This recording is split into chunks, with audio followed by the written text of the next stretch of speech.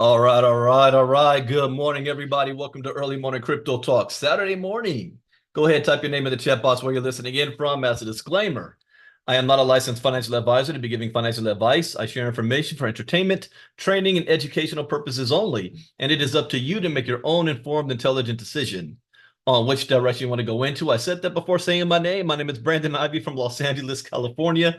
I'm the founder and CEO of Ivy League Crypto Academy. I teach. Where's that coming from? Oh, my other screen. Hearing myself. There we go. All right, we are streaming live on YouTube today for the public.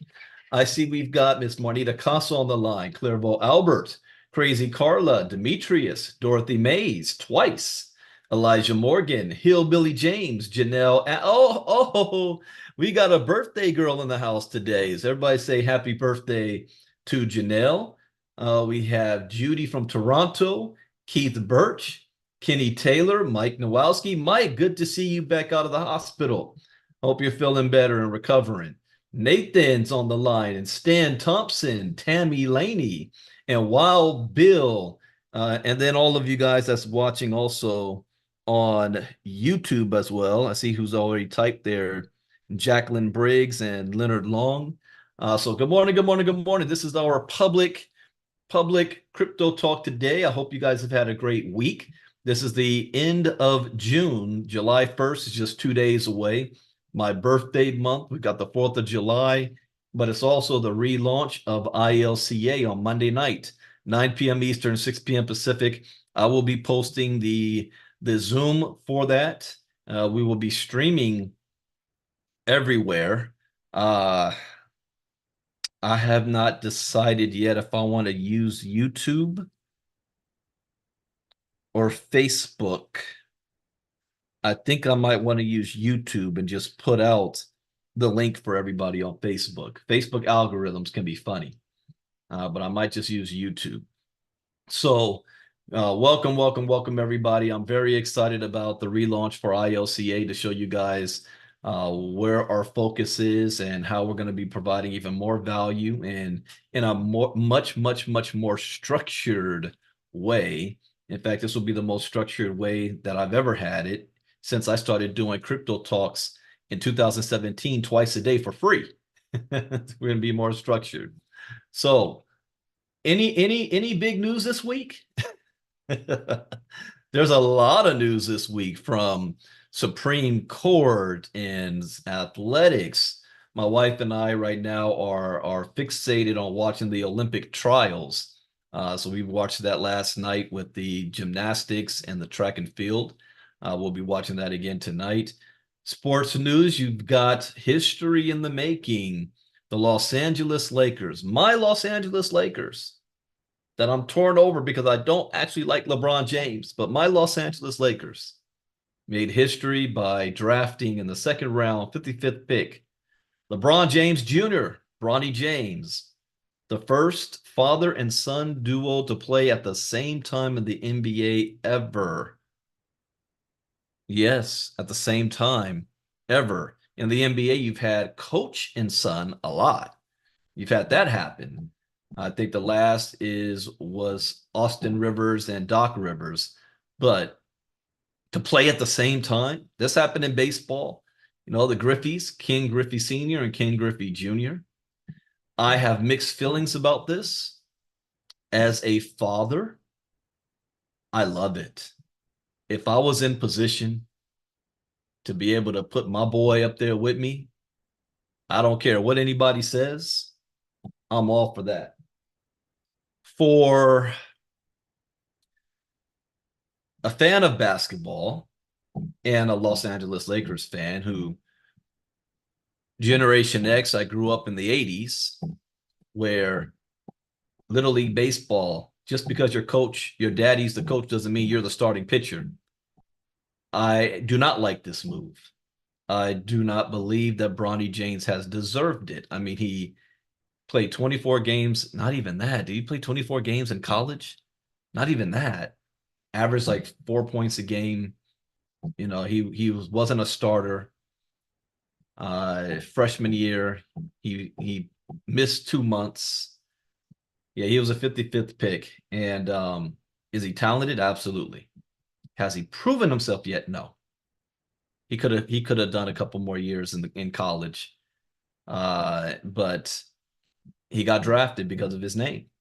He got drafted because of his father. I mean, they rigged it so that no other team would draft him but the Lakers. So I'm not mad at that from a father's perspective, but from a fan, I don't really like that. People are saying, "Well, you should." I mean, we did that. That nepotism happens everywhere. It's about time that a successful black man does the same thing. Okay, if you want to go down that road, then every black coach or player in the NBA right now should make sure that their son, whether he is good or not, should be able to play on the NBA court. Then let's not call it competitive basketball. Then, all right, let's just call it entertainment. The Lakers by far will be the most entertaining team to watch this year if Bronny makes the lineup, because that's going to put butts in the seat. I'm going to watch it. I'm rooting for Bronny James, but for a fan of basketball, I really don't like that. I mean, the starting guard for the USC Trojans that Bronny was on, that averaged more than 14 points a game, didn't get drafted. He's better than Bronny. So this is an interesting thing to see happen, and I feel for that young man. He's got a lot riding on his shoulders, and I hope he's up to take on the challenge. Unfairly so. I mean, he didn't ask to be born a James, but he's gonna be fine. His daddy's a billionaire. Second biggest news. Anybody watch the debate?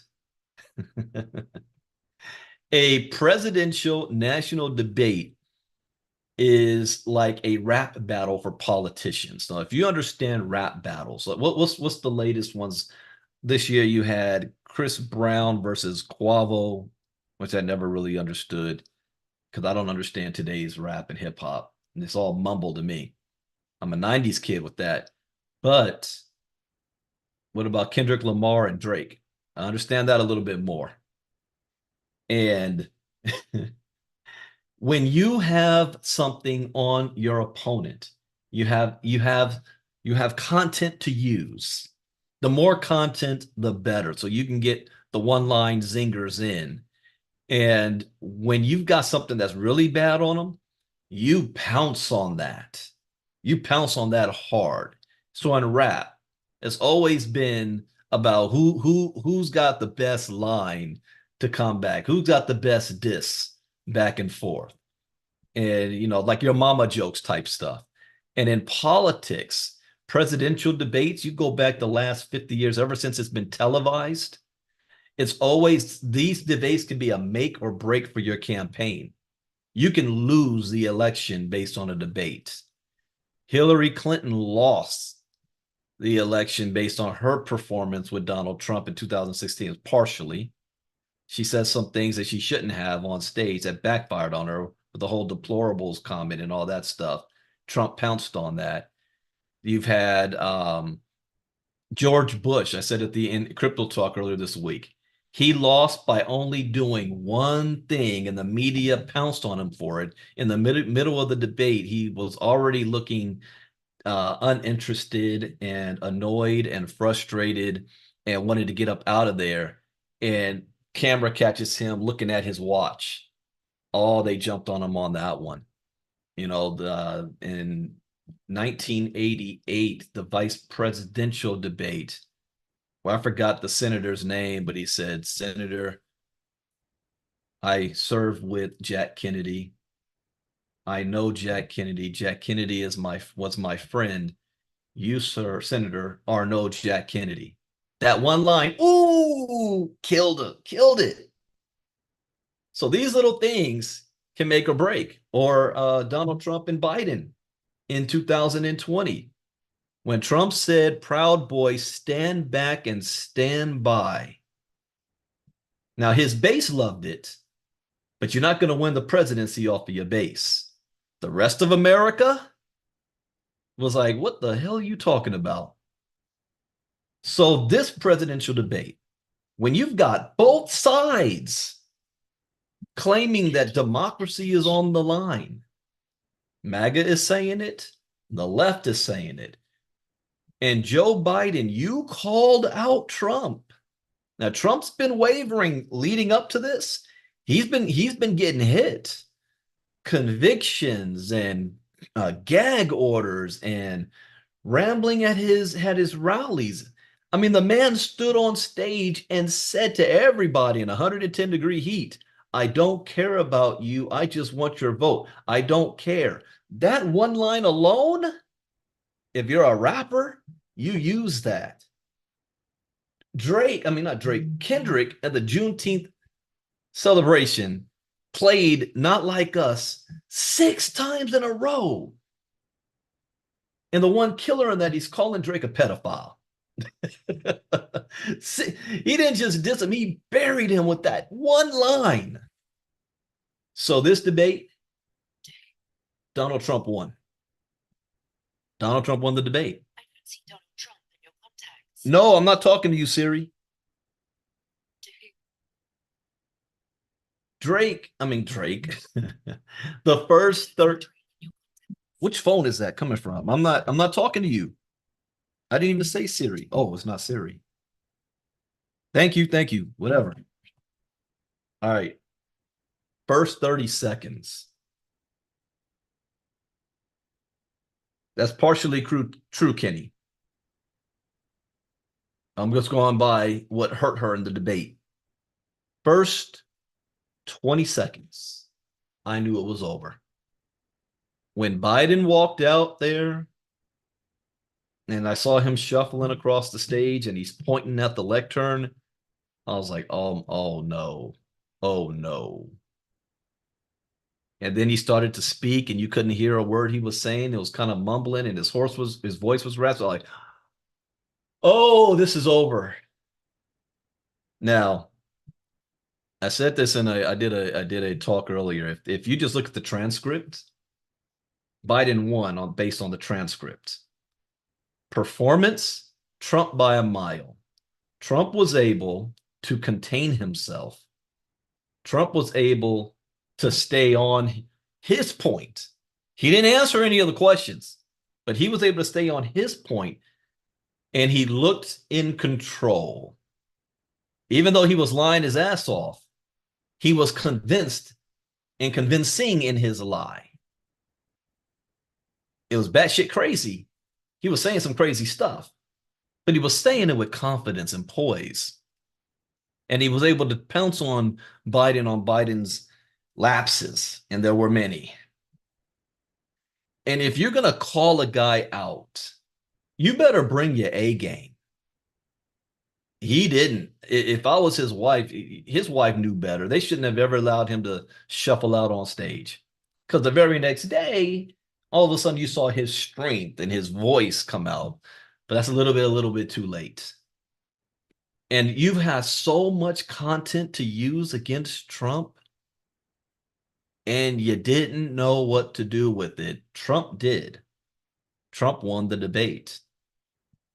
And the rest of the world is freaking out like, what the hell? So if I were Trump, I would not do a second debate. I think they got one scheduled for ABC. I'd pull out of that.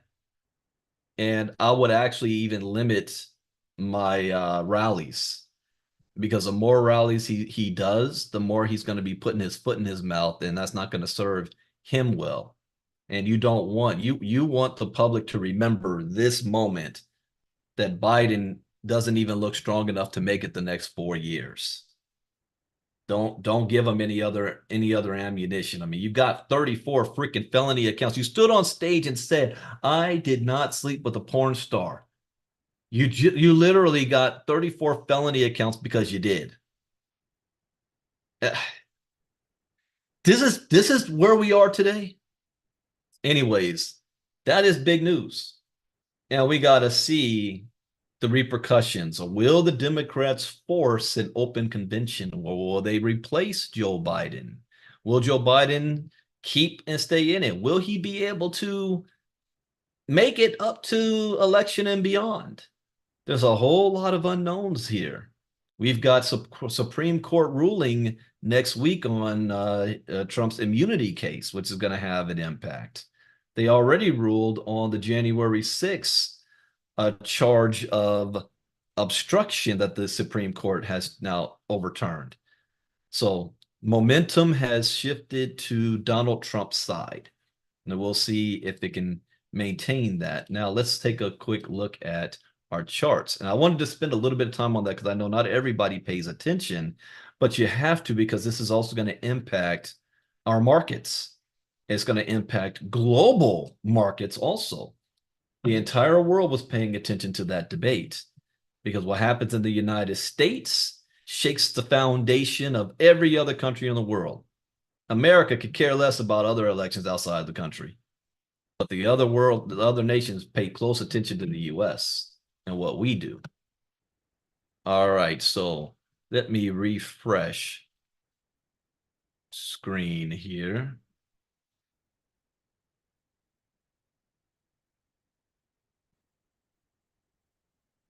So the crypto market cap is at 2.37 trillion. Oh, kind of almost flatline, slightly down 0.3%. Bitcoin rose back above 50%, 50.5. Ethereum is a little higher, 17.1. Okay, so Bitcoin is slightly up, still down on the week, 5.2%. This is Saturday. If those two ran, I would say many would vote a duck first. Kamala or Gavin Newsom. Well, you're looking at who would replace Biden. The person who would have the best chance is Gavin Newsom. The person who has the best polling, who's not even in consideration, is Michelle Obama. Kamala Harris, not even in the picture.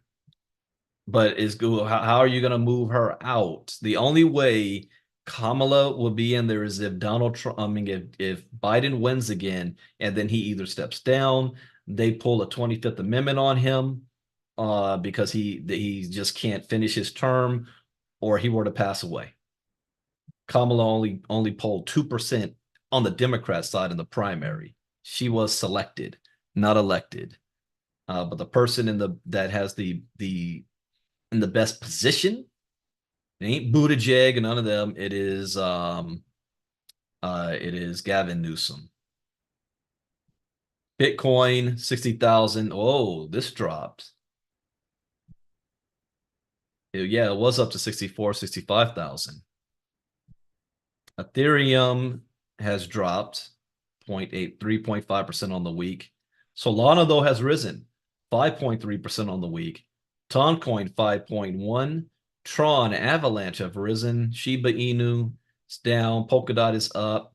Uniswap had a big drop, 10.3. And I think this is well, I don't know if this has to do with what the lawsuit with Consensus and MetaMask. Not sure about that yet. Litecoin, Near Protocol. Whoa, who's up 20%? Caspa. Caspa is up 20%. Oh, there will never be a Harris Abrams ticket. Two women at the same time. America ain't ready for that. And both of them are black too. America will have a heart attack. Internet Computer is down 4. Fetch is up down 5.3. See, the best performers on the week, Cash Network is up 20.9%. Caspa's up 20.5%. Aave's up 18.2%. The Janelle Birthday Girl token is up 17.9%. Injective is up 8.3%. Brett is up 7.7%. Okay, worst performers. Pendle is down 18.9%. Ethna, Lido, Sui's down 10. Oh, these are all down double digit red. So not a very good week for crypto. We'll have to see on Monday if the industry bounces back, or will we continue to see this downward trend and Bitcoin go down into the $40,000 range? A setup before the big run up. Okay, Supreme Court win for business. Supreme Court dramatically limits rulemaking power of federal agencies. In a major victory for business, the Supreme Court on Friday gave judges more power to block new regulations if they are not explicitly authorized by federal law. Now, isn't that interesting? The court's conservative majority overturned a 40-year-old rule that said judges should defer to agencies and their regulations if the law is not clear. Ah, that's a slap down to the SEC. All the businesses are saying the SEC's laws are not clear, even when Gary Gensler went in front of the congressional committee and they asked him to clarify it and he still wouldn't. Wow, this is big. The vote was 6-3 with the liberal justices dissenting. The decision, why would the liberal judges dissent on this? Oh, no, yeah, that's right. That's right. The conservatives right now are on the pro-business crypto side.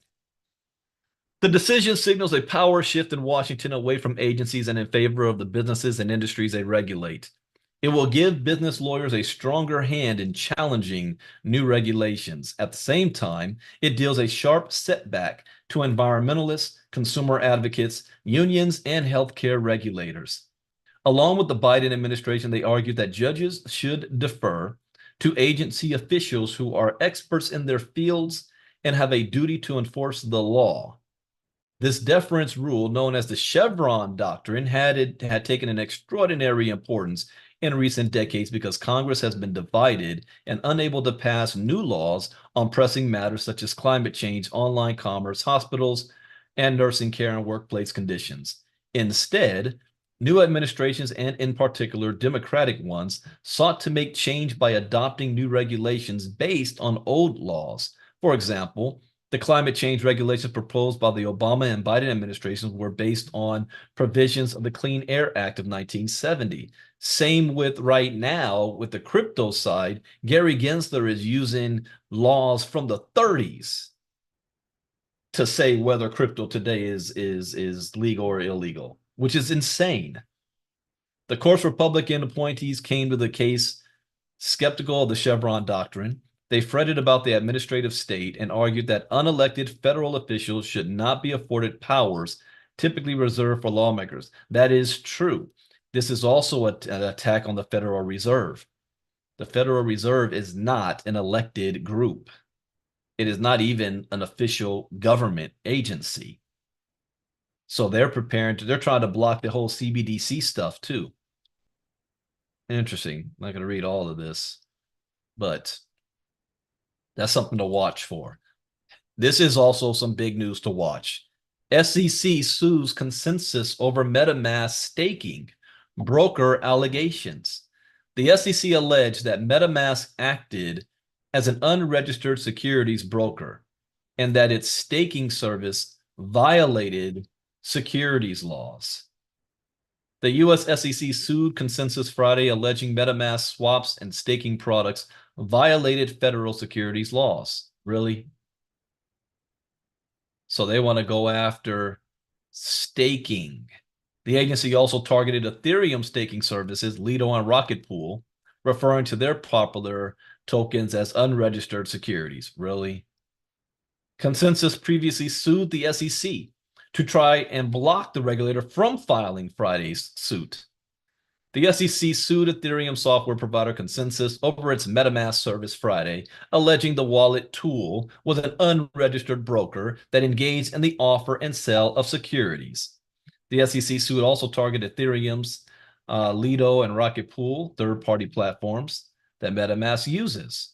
The enforcement action represents the SEC's latest attempt to categorize a broad swath of the crypto market as securities after the surprise Ether ETF approval last month.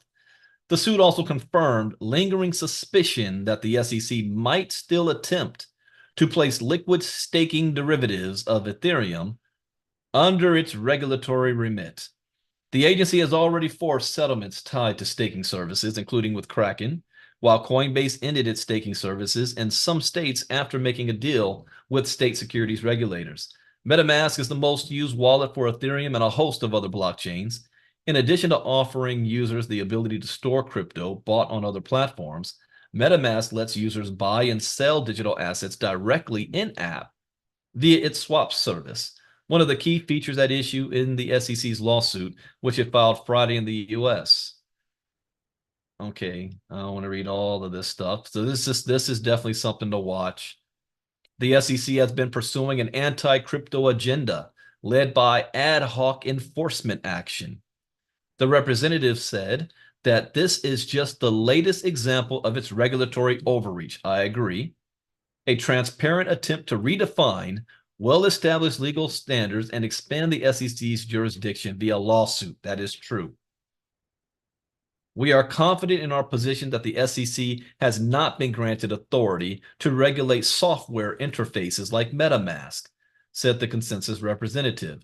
We will continue to vigorously pursue our case in Texas for ruling on these issues because it matters not only to our company, but the future success of Web3. The fact is even bringing that up, the SEC is going to lose this long term. You're not stopping Web3. It's like any three-letter agency in the 90s trying to stop the internet. That ain't going to happen. FTC warns social media investment scams are on the rise. This is another reason why I stay away from anything crypto related on Twitter or Telegram. The FTC has warned consumers about a surge in social media investment scams, especially in crypto. These scams involve fraudulent messages claiming guaranteed high returns with little or no risk. The FTC advises ignoring such messages and reminds consumers that all investments carry inherent risk. That part is true. All investments carry risk. There is no guarantee. The FTC issued an alert on Friday. It says unexpected messages on social media about investing are almost always scams. Scammers are increasingly targeting social media users on platforms such as Facebook, LinkedIn, and WhatsApp with fraudulent investment opportunities, particularly in crypto, the FTC explained. I see a whole lot on Telegram. They didn't mention Telegram. If you reply, the scammer will say they've made lots of money investing in Bitcoin or another crypto, and they can get you a special opportunity that guarantees big returns with little or no risk. If you engage, they will direct you to a fake investment site or app where your account appears to grow. Several members of our community fell for this stuff. And I got the phone calls after the fact. And I always hate to get calls like that because then they're asking, is there a way I can get my money back? Is there a way? And these are individuals that are part of our community, but they don't plug in. They're not actively on our crypto talk. They're not in our inner circle. They're not on our 5-day challenges, but they've registered with us. So they know we're here. And then when things go bad, then I get the phone call. I'm like, we just talked about this 2 weeks ago. You weren't there. It pays to be a part of our community. In conclusion, the FTC advised that if you receive an unexpected message on social media about an investment opportunity, do not reply. So I'm looking at I have a lot of things blocked on my WhatsApp side, but every now and then I get messages out of the blue on WhatsApp. Somebody just has my telephone number, but Telegram, oh, it's a lot. It's all the time, and they always starts off with like this one right here. Just hello, are you there?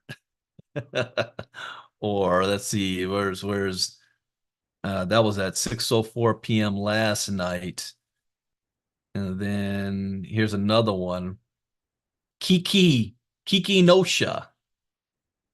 Hi, greetings. How are you doing? And it's always with a pretty girl's face.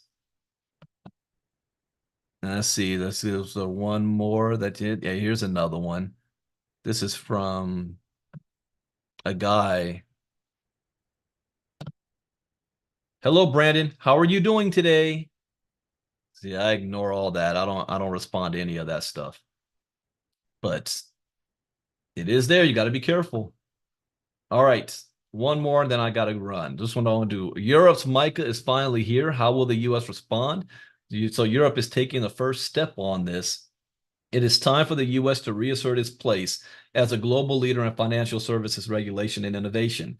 That is true. But Europe is taking that right now. Okay, another lead was Ripple's big court win. Nonetheless, muddied waters on whether XRP is a security deserving tougher regulation. In a near vacuum of legal and regulatory clarity for crypto, district judges' opinions on whether a given token is a security or not, which determines the level of regulation, can vary from court to court. So Ripple's California victory muddies the waters on whether or not Ripple can be considered a security, according to attorneys active in the crypto space. District court judges are not required to agree with rulings made by their peers in other cases. Lawyers say the lack of legal certainty for Ripple and other digital assets will likely continue until there is a ruling from a higher court or regulatory certainty granted by Congress. We'll see how this plays out. Another lead is the U.S. Treasury issues crypto tax regime for 2025. I'm going to post this link in the chat box for you guys. Is dealing with taxes and what the new tax code is going to do. There you go. Yeah, that's true. Most of those that's pretending to be girls are all guys. The U.S. Department of the Treasury's Internal Revenue Service will require crypto brokers to file 1099 forms like their traditional investment firm cousins. But DeFi operations and non-hosted wallet providers will have to wait for their own rule. That's what I want to hear about.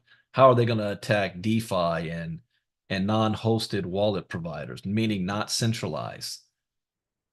And then we got North Carolina passes bill to block state participation.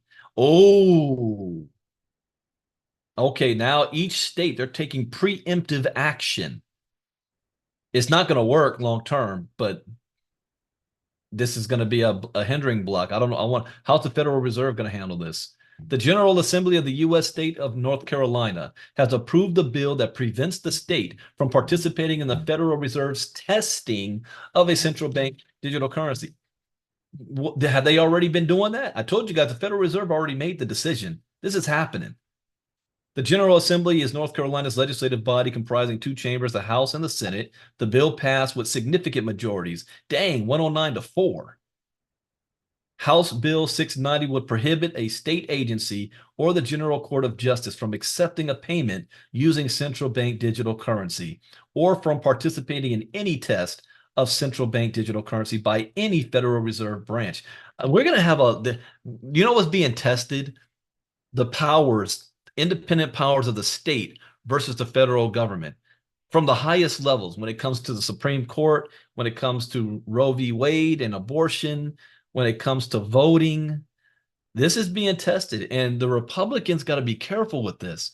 The Republicans are always for state rights, individual state rights, but only when it suits them, because they want a national ban on abortion. When Donald Trump, even during the debate, said, I think to believe that, we got to put it into the hands of the states.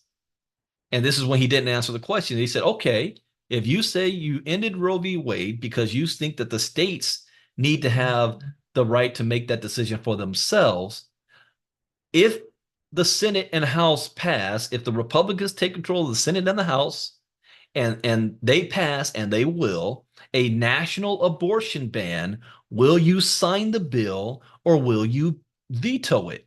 He did not answer the question. B, can you post that link on this one right here? Yep.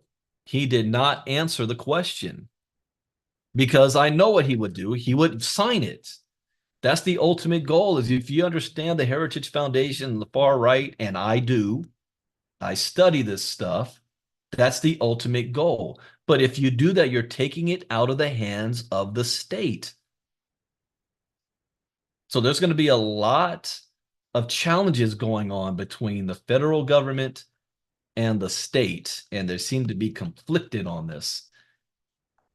SEC charges consensus with violating. Oh, yeah. I already covered that one. All right. Again, I got a busy day today. Oh, the taxes one. I thought I posted the taxes one. Hold on. Where'd you guys go? Yeah, I'll post that again. Copy link. There you go. Oh, in our Telegram group. Yeah. ILCA subscribers. Oh, Marnita already did. Yeah, Marnita's on it. She already got it. Thank you, Marnita. All right. So what's coming next? I am not doing Get Fit presentation today. Lynette is doing an update. So make sure you go to the ILCA Elite group, click on Get Fit, and you will see the link for Lynette's in the next 22 minutes. So hop on there. Then I'm being interviewed, kind of introduced to a new community at 2 p.m. Eastern. No, 9, 10, 1 p.m. Eastern. I think I speak at 2 p.m. Eastern. I will probably do a live later tonight, to the Saturday night before I buckle down to watch the Olympics. And I will put it in the chat box if I do and where I'm going to be doing it at, because we got 2 days left. So I want to promote for our ILCA relaunch tomorrow night. ILCA Elite meeting. You don't want to miss that. Got some information for our elite members. Also, if you've been paying attention to my lives I did yesterday, I was wading in the water, playing with my smartwatch and swimming, realizing how out of shape I am. I can only do a couple of laps. I'm like, good grief, man, my legs were hurting. But that's a workout. Swimming is a workout. But I also made an announcement as well that because of Get Fit, that I am paying more attention to the health and wellness industry. And I'm not bringing this to ILCA Elite yet, but you guys know I'm a part of many different things. There is something that I jumped on that has a unique product that has not hit the market yet. And I just got a notification this morning that it's shipping to me. I should get it before the 4th of July. So I'm going to be testing it out for about 30 days or so before I make the decision if I want to bring it to ILCA Elite, but I am already doing it. Those of you who like to take risks and seeing what else we got going on out there and want to be a part of this testing phase like I am, some of you already are, send me a message. I've already got promoted in it as well. And well, not even paying attention, but I think this is going to be one of those things that will go viral. The product, the company's been around for a couple of years, but the product is very unique. And I like stuff like that, especially if it's something new and it's past all the doctor stuff and all that kind of stuff. I'll be talking more and more about that in the coming weeks. But those that want to be positioned, send me a private message. And that is it. I will see you guys, those on the Get Fit side, in 20 minutes. I don't know. I'm not supposed to be talking, but I have a feeling Lynette might call on me to say something. So that's in 20 minutes. Remember, it's not my Zoom link. It is Lynette's Zoom link, and that link is in our Telegram group. I will go ahead and post it here. I forgot. Not everybody's in our ILCA Elite. So I'll post that there. And do I have... No, I shut off the YouTube. So if you're on YouTube, then send me... Oh, I think I can still do that. YouTube group. Chat.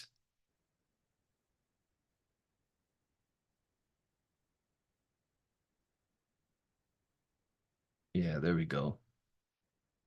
So for those on YouTube, you can hop on that. Any of that? Have a great weekend, and I will see you guys in a couple of minutes. Brandon Ivey out. Education is key. Education is everything. Bye-bye.